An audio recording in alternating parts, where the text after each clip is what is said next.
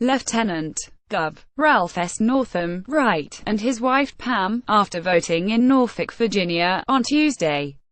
Steve HelberAssociated Press Ralph S. Northam, Virginia's lieutenant governor, defeated his Republican opponent, Ed Gillespie, according to the Associated Press, on Tuesday to keep the state's governorship in Democratic hands.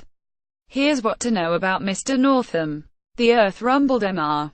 Northam, 58, is a moderate member of his party in a state rapidly leaving behind its southern roots, but which is still troubled by its long racial shadows. The governor's race was shaken by a pair of seismic events: a march on Charlottesville by torch-carrying white supremacists in August, and Mr. Gillespie's surprise embrace in the final weeks of Trumpian anti-immigration themes. Mr. Northam stumbled a bit in his response to both. After saying he would work to remove monuments to the Confederacy, he backtracked and said the decision should be left to local officials. And, under a barrage of TV attack ads accusing him of supporting sanctuary cities, he indicated that he would sign a bill banning them, which earned him scorn from some left-wing groups.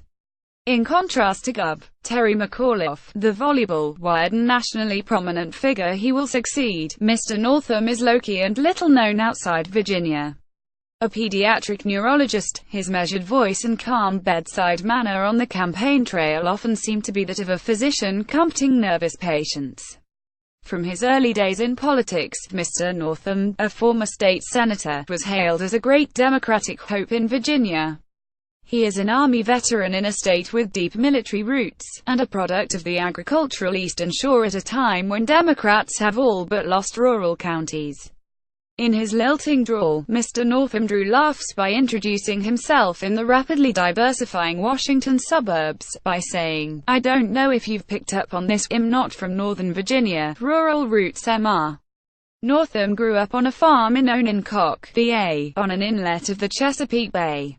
He attended the Virginia Military Institute, where he was voted leader of the Honor Board, a job known as the Pope. He served 8 years as a doctor in the Army, treating casualties of Operation Desert Storm at a medical center in Germany.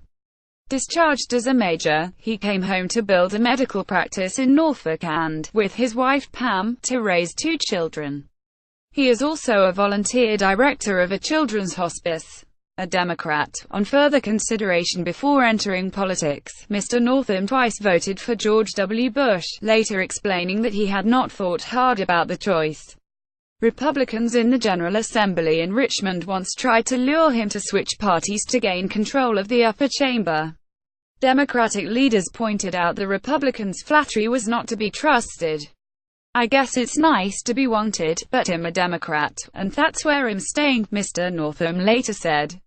Favored abortion rights as a doctor in the legislature, Mr. Northam once rose to explain that a Republican bill requiring an ultra before an abortion would require a transvaginal probe, all but killing the bill by branding it an invasive government-ordered procedure.